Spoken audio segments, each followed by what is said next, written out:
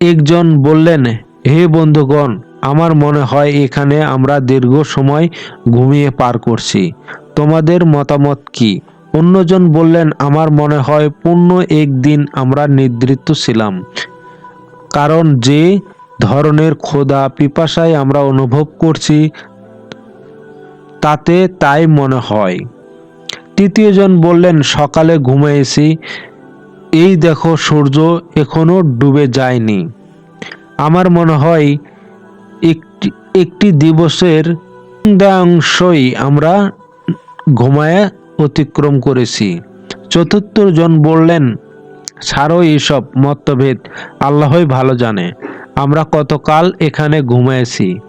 মূলত কথা হচ্ছে আমরা প্রচুর ক্ষুধার্ত অনুভব হচ্ছে, মনে হচ্ছে কয়েকদিন যাবৎ না খেয়ে আসি।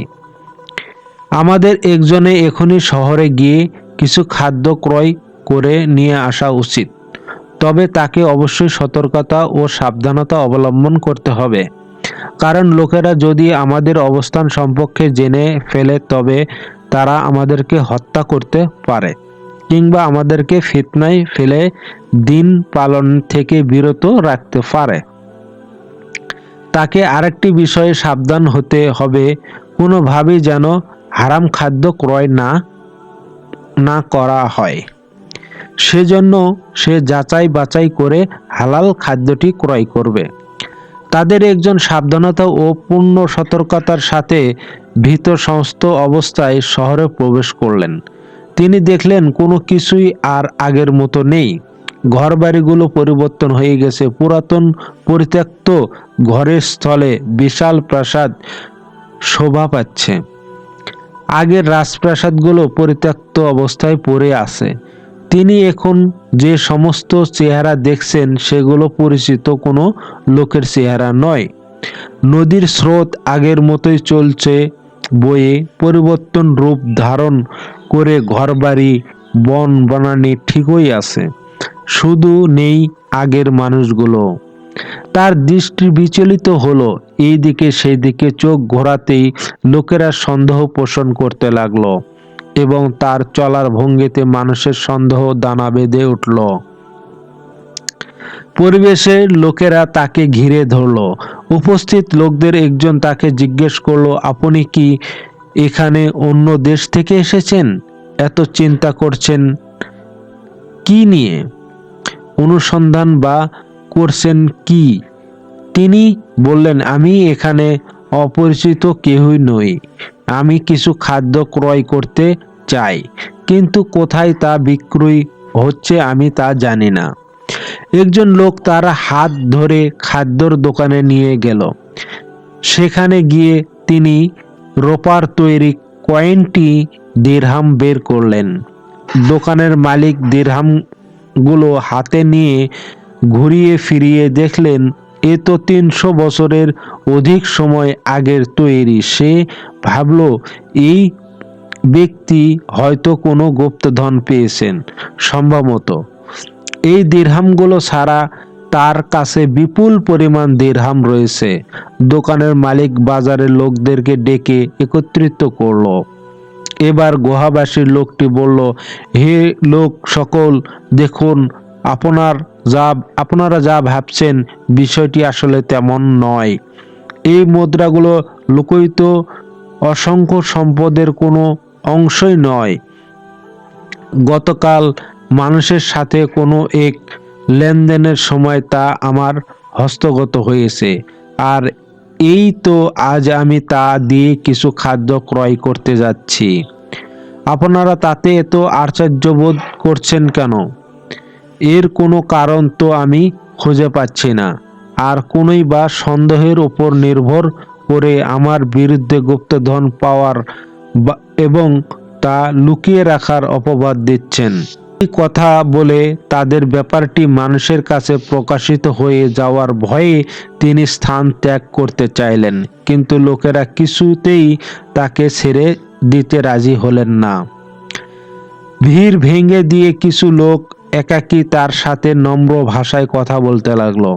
কথাবার্তার এক পর্যায়ে তারা যখন জানতে পারল যে তিনি হচ্ছেন ৩০০ 309 বছর পূর্বে জালেম ও কাফের বাদশার পাকড়াও থেকে পলায়নকারী সম্ভ্রান্ত বংশের 7 জন যুবকের একজন। তখন তারা আরো আশ্চর্য হলো। তারা আরো জানতে পারল যে তারা হলেন ওই সমস্ত যুবক যাদের অনুসন্ধানে বাদশাহ সকল প্রচেষ্টাই করেছিল, কিন্তু তাদের কোনো সন্ধান পাওয়া যায়নি। যুবকটি একবার আরো শঙ্কিত হয়ে পড়লেন, কারণ এখন লোকেরা তাদের ব্যাপারটি জেনে ফেলেছে।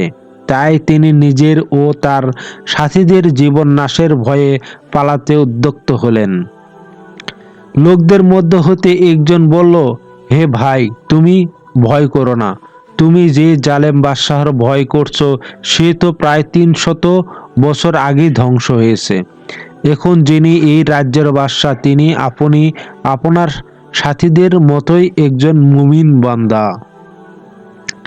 এবার বলুন, আপনার অন্য সাথীগণ কোথায়? যুবকটি এবার আসল ঘটনা জানতে পারলেন।